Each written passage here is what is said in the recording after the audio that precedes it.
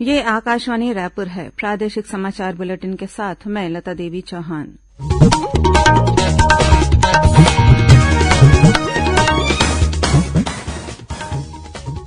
और अब पेश है आज के मुख्य समाचार। प्रधानमंत्री ने भारतीय पैरालंपिक दल से कहा, देश में बदलाव लाने के लिए खेलों के अलावा अन्य क्षेत्रों में भी लोगों को प्रेरित करें।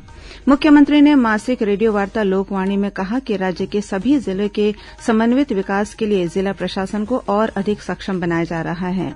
रायगढ़ जिले में स्थित स्काई अलॉयज फैक्ट्री में सेलो टैंक के गिरने से 3 कर्मचारियों की मौत, मुख्यमंत्री ने दुख व्यक्त किया। और मौसम विभाग ने अगले 24 घंटों के दौरान प्रदेश में 1-2 स्थानों पर भारी से अति भारी वर्षा होने और आकाशीय बिजली गिरने की चेतावनी दी।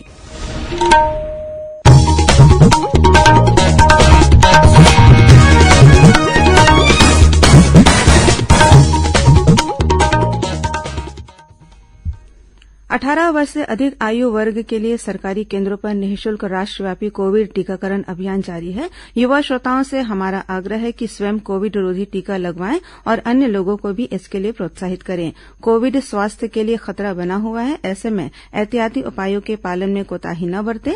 जब तक आवश्यक न हो घर से बाहर न निकलें और 3 सरल उपायों का पालन करें। मास्क लगाएं, 2 गज की सुरक्षित दूरी बनाए रखें, बार-बार हाथ धोएं और चेहरा साफ रखें। कोविड से संबंधित जानकारी और मार्गदर्शन के लिए राष्ट्रीय हेल्पलाइन काम कर रही है। छत्तीसगढ़ के लिए हेल्पलाइन नंबर है 104 और 0718223509 साथ ही राष्ट्रीय हेल्पलाइन नंबर है 1075। अब समाचार विस्तार से। प्रधानमंत्री नरेन्द्र मोदी ने पैरालंपिक खिलाड़ियों से कहा है कि वे आजादी का अमृत महोत्सव मनाने के लिए खेल के अतिरिक्त कुछ अन्य क्षेत्रों को चुनें और लोगों को प्रेरित करने तथा बदलाव लाने में उनकी सहायता करें। आजादी के 75 साल और 2023 15 अगस्त तक हम इसको मनाने वाले हैं और 24 में आपको पेरिस जाना है। तो एक प्रकार से आजादी का अमृत महोत्सव, ये पूरा कार्यकाल आप लोग देश को क्या दे सकते हैं, देश को कैसे मोटिवेट कर सकते हैं, आपके आसपास के लोगों को, स्कूल के लोगों को और बच्चों को और नौजवानों को कुछ न कुछ संकल्प कीजिए। आजादी के अमृत महोत्सव में मेरी खेल जगत के उपरांत अतिरिक्त मैं कोई एकाध जिम्मा लूं और मैं उसको पूरी तरह समय दूं। सप्ताह में 1 घंटा, महीने में 1 घंटा, जो भी अपनी सुविधा हो। लोग आपकी बात को, आपके व्यवहार को बहुत स्वीकार करते हैं और देश में बदलाव लाने में बहुत बड़ी भूमिका अदा करते हैं। प्रधानमंत्री ने पैरालंपिक दल के अदम्य साहस और दृढ़ इच्छा शक्ति की प्रशंसा की। श्री मोदी ने कहा कि कड़ी मेहनत के बल पर इन खिलाड़ियों ने प्रतिष्ठा हासिल की है। इस कारण लोग उनकी बात सुनेंगे और उनके विचारों को स्वीकार करेंगे। इस तरह वे देश में बदलाव लाने में बड़ी भूमिका निभा सकते हैं। श्री मोदी ने खिलाड़ियों को पूरा सहयोग देने का आश्वासन भी दिया।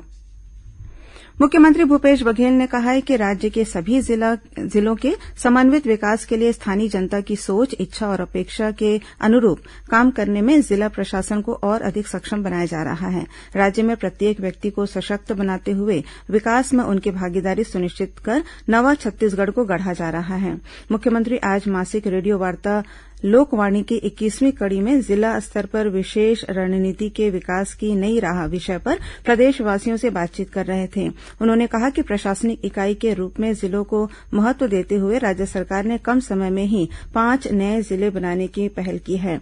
छत्तीसगढ़ के सभी जिलों के समन्वित विकास के लिए आम जनता की समस्याओं को संवेदनशीलता के साथ सुनने और स्थानीय जरूरत के हिसाब से कदम उठाने के लिए प्रशासन को फ्री हैंड दिया गया है। इस तरह आमजनों के जीवन स्तर का उन्नयन और उनकी आजीविका के लिए स्थायी समाधान पर विशेष जोर दिया जा रहा है। श्री बघेल ने बताया कि प्रदेश में किसानों के हित को ध्यान में रखते हुए अब लघु फसलों का उत्पादन बढ़ाने के साथ इन्हें बेहतर दाम और सुविधाएं देने की पहल की गई है। इसके लिए छत्तीसगढ़ मिलेट मिशन की स्थापना की गई है और उत्पादन में वृद्धि तथा प्रसंस्करण के लिए व्यापक कार्ययोजना बनाई जा रही है।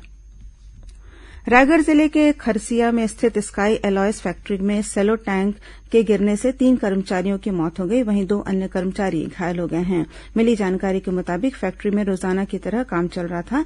इसी बीच अचानक सेलो टैंक के नीचे गिर जाने से 6 कर्मचारी दब गए। घटना की खबर लगते ही पुलिस की रेस्क्यू टीम मौके पर पहुंची और 5 कर्मचारियों को बाहर निकाला। इनमें से 3 कर्मचारियों की मौत हो गई, वहीं 2 कर्मचारियों की स्थिति गंभीर बताई जा रही है, जिन्हें जिला अस्पताल में भर्ती कराया गया है। वहीं 1 कर्मचारी की अभी भी तलाश की जा रही है। इस बीच मुख्यमंत्री भूपेश बघेल ने एलॉयज फैक्ट्री हादसे में 3 मजदूरों की मृत्यु पर गहरा दुख व्यक्त किया है। उन्होंने जिला प्रशासन को हादसे में घायल लोगों के राहत और बचाव के सभी उपाय करने और घायलों को इलाज की बेहतर से बेहतर सुविधा उपलब्ध कराने के निर्देश दिए हैं।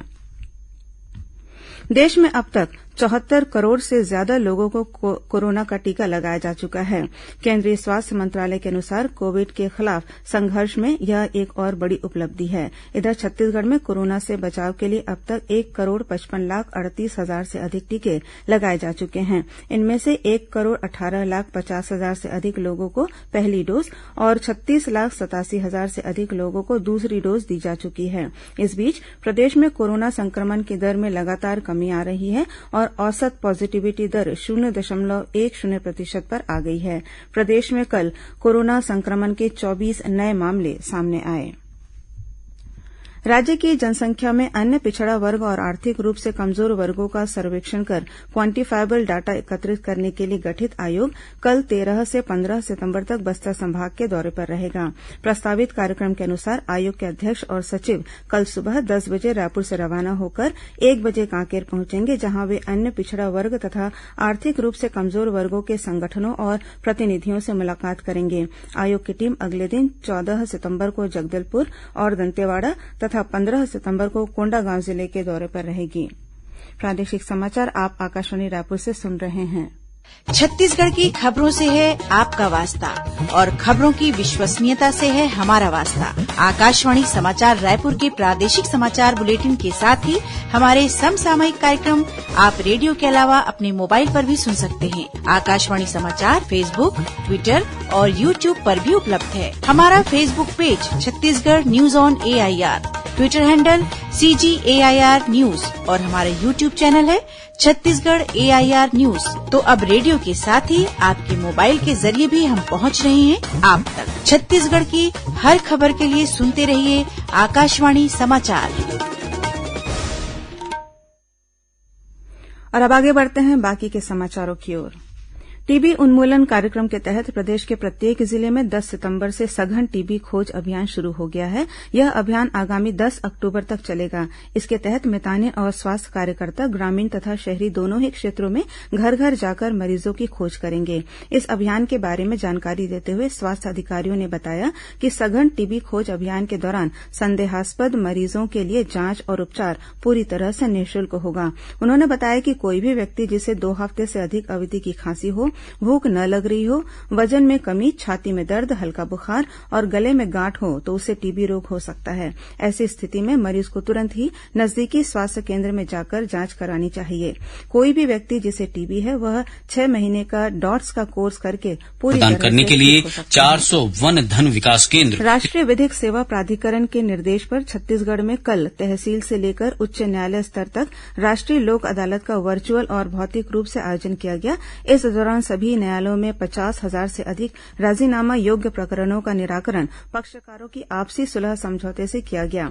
कार्यवाहक मुख्य न्यायाधीश न्यायमूर्ति प्रशांत कुमार मिश्रा के निर्देश पर लोक अदालत के लिए प्रत्येक जिले को मजिस्ट्रेट की स्पेशल सीट मामलों का निराकरण किया गया। पहुंचा है। इससे क्षेत्र में हाथियों की संख्या बढ़कर 7 हो गई है। इससे ग्रामीणों में दहशत का माहौल है। वन अधिकारियों ने हाथियों के विचरण की खबर की पुष्टि करने के बाद आसपास के गांव में हाई अलर्ट घोषित कर दिया है। और अब पेश है मौसम का हाल। मौसम विभाग ने प्रदेश में अगले 24 घंटों के दौरान बिलासपुर, सरगुजा, दुर्ग और रायपुर संभाग में 1-2 स्थानों पर भारी से अति भारी वर्षा होने और गरज चमक के साथ आकाशीय बिजली गिरने की चेतावनी दी है। रायपुर स्थित मौसम विज्ञान केंद्र के मुताबिक एक निम्न दाब का क्षेत्र उत्तर पश्चिम बंगाल की खाड़ी और उससे लगे पश्चिम मध्य बंगाल की खाड़ी के ऊपर स्थित है।